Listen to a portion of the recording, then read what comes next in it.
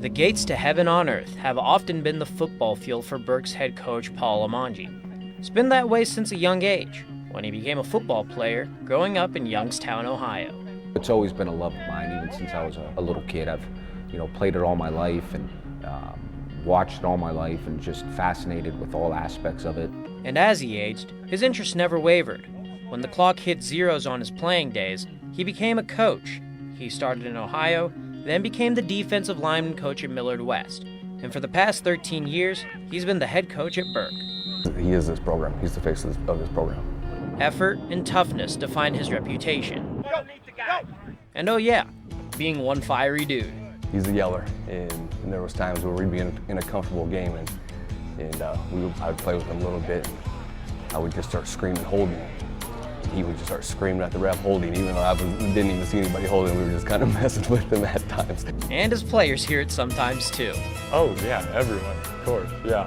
But all that yelling is just tough love for a team he calls his second family. We tell the guys all the time, adversity's going to hit you. In a game, it's going to hit you in life. You got to have some toughness. You got to be mentally strong. So when it does hit you, you could carry on and move forward. It's important to Limongi to practice what you preach. And it's why strength was important for him when adversity hit him this past March. It was like a punch in the stomach. I couldn't believe it.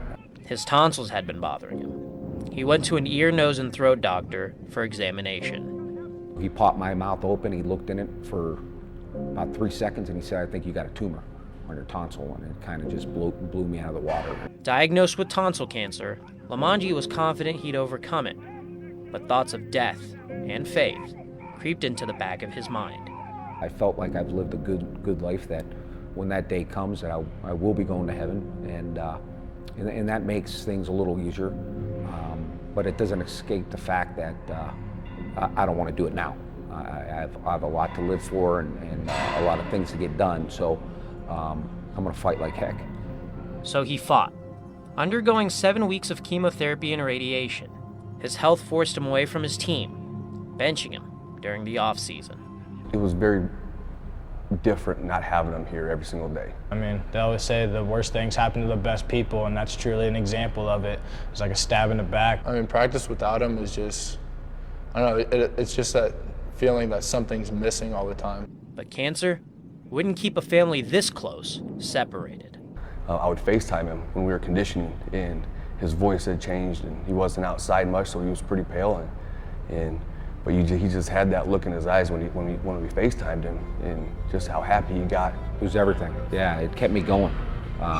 Next to my family and friends, the football team is what gave me the strength to keep fighting, to keep going. After treatment, he gained his strength back over time and returned to the team in July. And over the summer, he eased back into a normal routine. Then 2 weeks ago, a phone call from his doctor, about to tell Limongi about one of the biggest wins of the head coach's life. And the doctor actually called me Thursday afternoon as I was driving to practice and told me that I was cancer-free. I was in his office, and he came in, and he said, "I'm good." He just had a look on his face of relief. About 10 minutes before that practice, the news reached the players. Coach beat tonsil cancer. We spread the word as quick as we could, and we were just so wow, he made it. We're all so happy.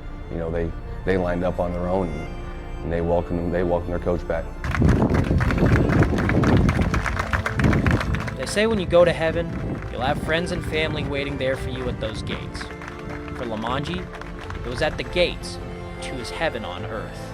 To see it made me feel awesome,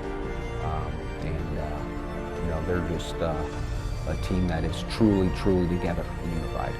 Surrounded by a team that loves him. I think that was the biggest smile I've ever had on my face. I mean, I couldn't wait to see him and tell him congratulations, that I love him. And he loves them back. When you see him almost every single day, you're going to get close to him. And, it's truly a family here, and it's very special. Football to him is a paradise in its own right. And it seems the players are his angels that gave him a lot of strength to help him fight away his demons. Karthik Venkatraman, OSI.